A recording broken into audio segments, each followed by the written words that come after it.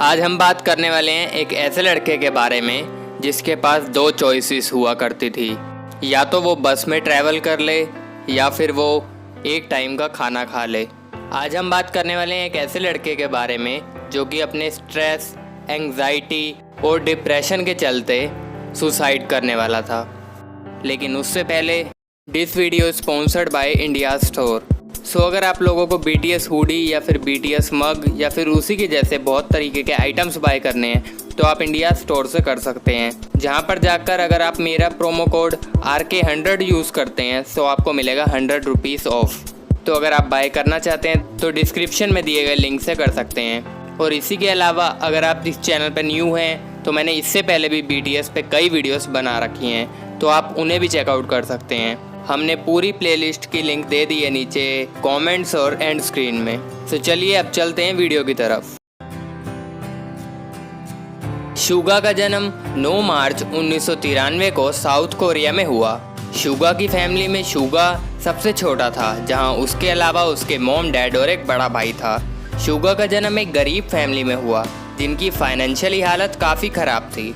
Suga ने अपनी शुरुआती पढ़ाई टेजोन एलिमेंट्री स्कूल, गुआनियम मिडिल स्कूल और एब्गुजियोंग हाई स्कूल से की।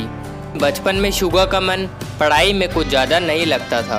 वो हमेशा ट्राई करता था कि वो कुछ बड़ा और अलग करे ताकि वो अपने घर को फाइनेंशियली सपोर्ट कर पाए। बचपन में शुगा को बास्केटबॉल खेलना बहुत पसंद था और शुरुआत में वो चाहता था कि वो बड़ा होकर एक प्रोफेशनल बास्केटबॉल प्लेयर ही बने। पर जब शुगा ने स्टोरी स्कंक का रागामफिन सॉन्ग सुना तो उसको वो कुछ अलग ही लगा और वो कुछ ऐसा था जैसा उसने आज से पहले कभी नहीं सुना था।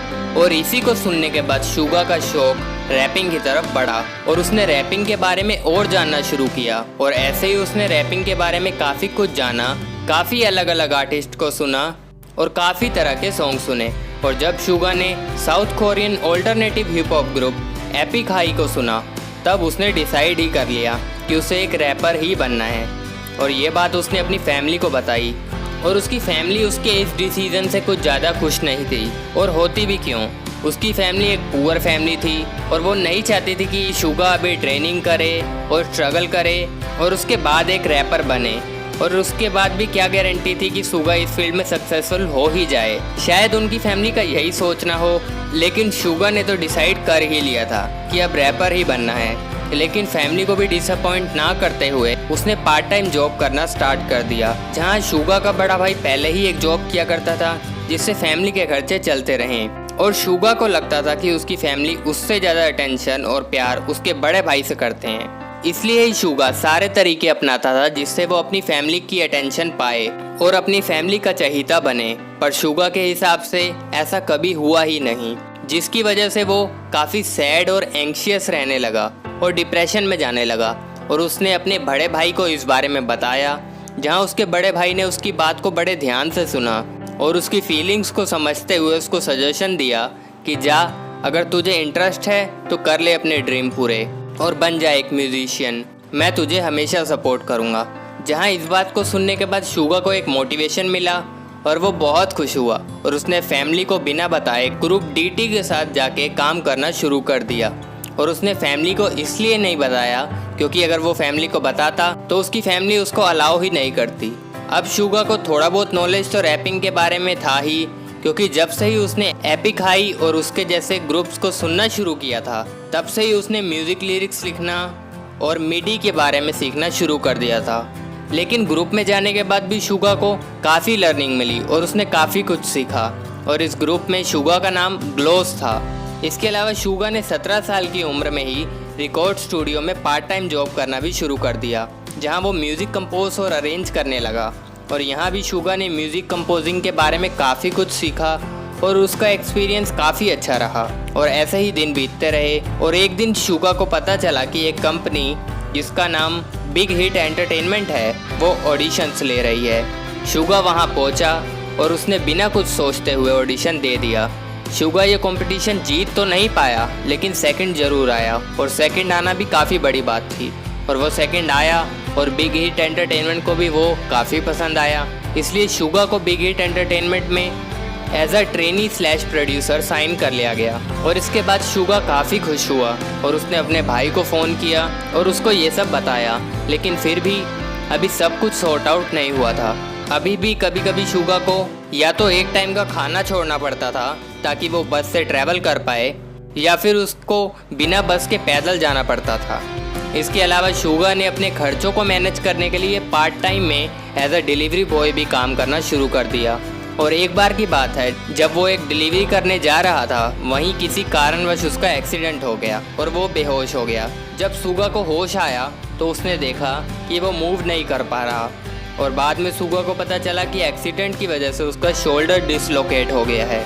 और कुछ दिनों तक जब वो बिग हिट एंटरटेनमेंट में ट्रेनिंग करने नहीं पहुंचा, तो बिग हिट एंटरटेनमेंट ने उससे कांटेक्ट करने की कोशिश की, और उसके बाद शुगा वहां पहुंचा और शुगा ने एक बहाना बना दिया। लेकिन शुगा काफ़ी एबनॉर्मल लग रहा था, इसलिए बिग हिट एंटरटेनमेंट मेंबर्स ने उससे पूछा कि क्या बात है। इसके बाद शुगा ने अपनी पूरी स्टोरी उनको सुनाई, और शुगा की स्टोरी सुनने के बाद बिग हिट एंटरटेनमेंट ने शुगा को कहा कि तू ये जॉब छोड़ दे, हम तेरे एक्सपेंसेस को मैनेज कर दिया करेंगे, अब तुझे ये रिस्की जॉब करने की कोई ज़रूरत नहीं है। अब कुछ दिनों तक शुगा ने ट्रेनिंग करना चालू रखा, और इसी बीच काफ़ी स्ट्रेस, एंग्जाइटी और सेल्फ डाउट की वजह से शुगा ने सुसाइड कमिट करने का सोचा। वो बाथरूम में गया और उसने काफ़ी मेडिसिन्स और कैप्सूल्स खा लिए। उसे लगा कि वो मर चुका है, लेकिन बाद में उसे पता चला कि ऐसा कुछ नहीं है और वो सिर्फ फ्लोर पे बेहोश पड़ा है। शुगा की मेंटल हेल्थ इतनी बिगड़ती देखकर बिग हिट एंटरटेनमेंट ने शुगा को एक अच्छे साइकेट्रिस्ट को दिखाया।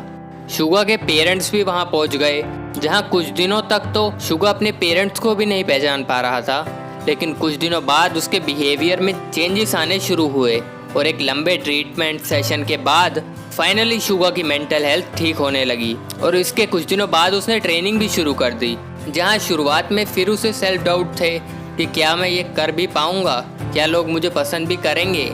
लेकिन ग्रुप के सभी मेंबर्स ने उसे हमेशा समझाया और पॉजिटिव रखा, जहां स्पेशली जे होप ने उसे काफ़ी मोटिवेट किया और पॉजिटिव रखा, जिसके चलते दोनों की दोस्ती काफ़ी बढ़ गई और दोनों एक दूसरे के काफ़ी अच्छे दोस्त बन गए। और ऐसे ही ग्रुप में सब एक दूसरे के काफ़ी अच्छे दोस्त बन गए और सब अपनी ट्रेनिंग करने लगे और अपनी पूरी जान लगा के और खून पसीना एक करके ट्रेनिंग करने लगे। और पूरे ग्रुप ने अपनी तरफ आने वाले सारे चैलेंजेस को मैनेज किया, और 3 साल की ट्रेनिंग के बाद फाइनली शुगा ने टू कूल फॉर स्कूल के ट्रैक नो मोर ड्रीम से अपना डेब्यू किया, जहां शुगा का सेल्फ डाउट ख़त्म हो गया, क्योंकि उसको दिखाई दिया कि लोग उसकी आर्ट को कितना अप्रिशिएट कर रहे हैं। और इसके बाद शुगा ने अपनी पूरी जान लगा के काम किया, जहां शुगा ने काफ़ी सॉन्ग्स प्रोड्यूस किए और काफ़ी सॉन्ग्स के लिए लिरिक्स लिखे और काफ़ी अच्छी परफॉर्मेंसेस भी दी और लोगों को अपना फ़ैन बना लिया। और इतनी प्रॉब्लम्स को फेस करने के बाद भी शुगा ने उनसे हार न मानते हुए उनसे कुछ ना कुछ सीखा, और ऐसे ही परेशानियों को ओवरकम करके और अपनी आर्ट को बेटर से बेटर करते हुए शुगा ने अपने कई फैंस बनाए, और लोगों की तारीफ़ें बटोरते बटोरते वो एक सुपरस्टार बन गया। और शुगा ने खुद को, अपनी फैमिली को और सबको प्रूव किया कि अगर कुछ बड़ा सोचा जाए और उसके लिए हार ना मानते हुए हार्डवर्क और स्ट्रगल किया जाए तो वो अचीव किया जा सकता है।